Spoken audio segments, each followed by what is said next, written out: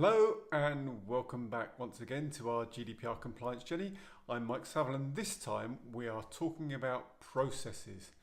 Now there are a lot of processes required as part of GDPR, things like data mapping, data protection impact assessments, subject access requests, breach process, reviews, and we've got some of them listed on the side of the screen.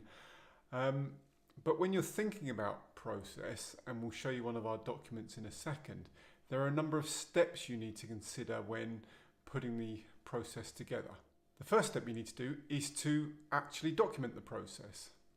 But it's not just enough to document it, you need to implement the process to make sure that the systems are in place to back that up.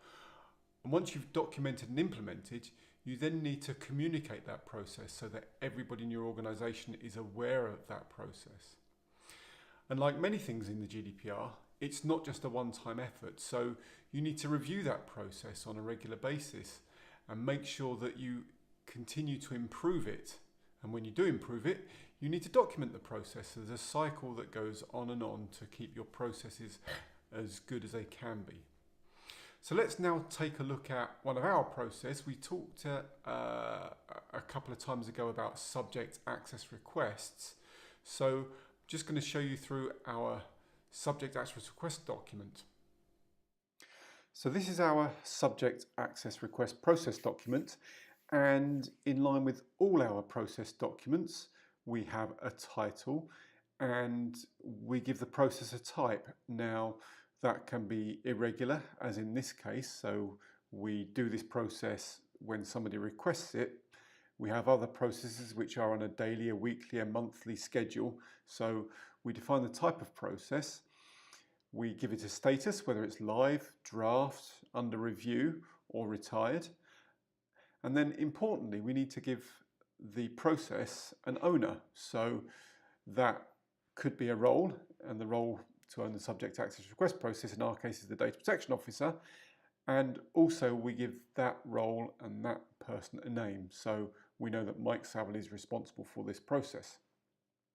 Now it's important to describe the purpose of the process because we don't want people to think, oh well, we're not sure why it's needed or why we're doing it. So in the case of subject access requests, we say that it exists to enable individuals to exercise their rights to information. And it gives us a standard approach for documenting, responding to and fulfilling these requests. We then, in every process, go on to document the steps that are required.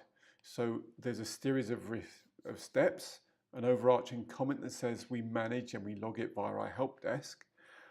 And then some quite simple steps. We don't need to go into very detailed descriptions, but we need to get the process steps laid out. So receive the ticket, send an email response to acknowledge the request, give it a category, set an SLA timer on the request.